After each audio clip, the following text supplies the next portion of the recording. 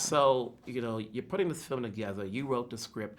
What came out first, the love theme or the racial theme? And did it change over time? You know what? I think to me, it was always sort of intertwined. I knew how the movie would open.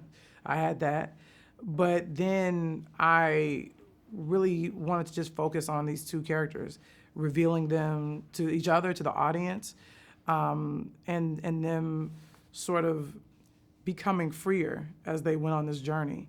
Because when you don't know what the future holds, you kind of start to do things that you ordinarily wouldn't do. And that was really interesting to me about exploring those things in these characters, about who they are and who they believe, and their beliefs and how they walk through the world, and then those beliefs and who they are sort of being challenged every step of the way. So, and I also knew I wanted to, break a few rules. I didn't want to have a Harvey Keitel in the film, which I totally see why there's a Harvey Keitel in Thelma and Louise, but I didn't want to cut away from their point of view. And I know that's different. It's not, so you're with them the whole time.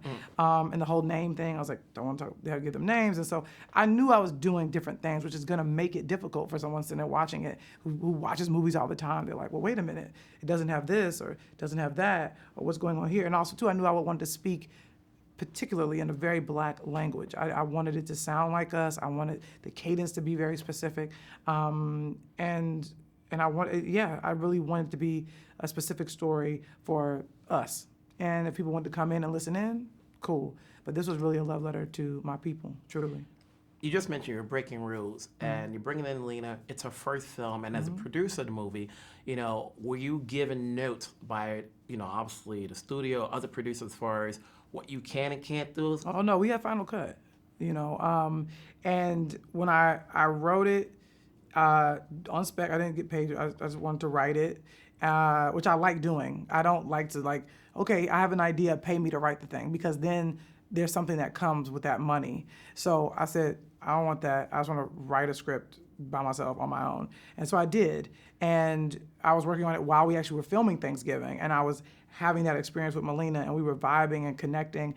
And then that's when I was like, oh, I think Melina should direct this. And so I mentioned it to her. I was like, hey, I'm writing this feature. It's about this. And she's like, okay, I'll read it. Let me know when it's done. I was like, all right. And so then it was done. She got a little busy. I had dinner with Daniel, and he was like, and I told him about it. He's like, I want to read it. And I was like, all right. But he just wanted to read it as a friend. He wasn't angling or anything, because that's just not who he is. He's like, I just want to read what you're working on. And he read it. And then, of course, 2 days later, I get an email. I got to be Slim. I'm Slim. And I was like, well, hold on. I said, well, I'm flattered. Thank you.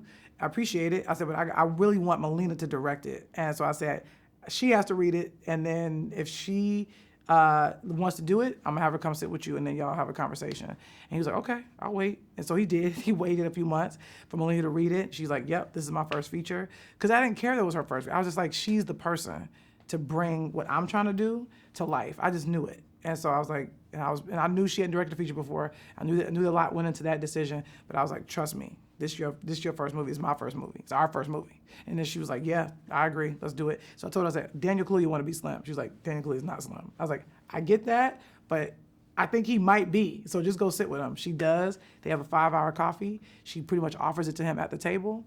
And at that point, now I got my script that's pretty strong, and I got Melina over here and Daniel over here, and all the studios were bidding for it. So there was no, oh, let's go pitch this thing. They were like, what do we have to do to get this? And I was like, you got to give us final cut. You got to let me shoot it and release it in the same year. I won't take notes from anyone that's not a Black person. And I want a big budget. And Donna Langley was like, sure, we'll give that to you. So there was never a notes process. There was never anything like that. Only people I took notes from were like Melina. Then I had conversations with Daniel. But I was like, I need complete autonomy. And that's what I got. What do you want people to get out of it? That is completely up to them. I've done the work. Now they have to bring, because here's the thing, people are going to bring to it whatever they bring to it.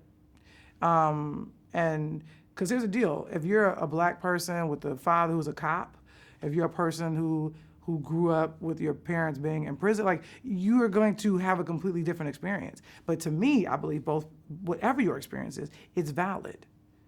If I say I love Basquiat, and someone comes sits down next to me and goes, I think he's overrated, both of our experiences of his art are valid.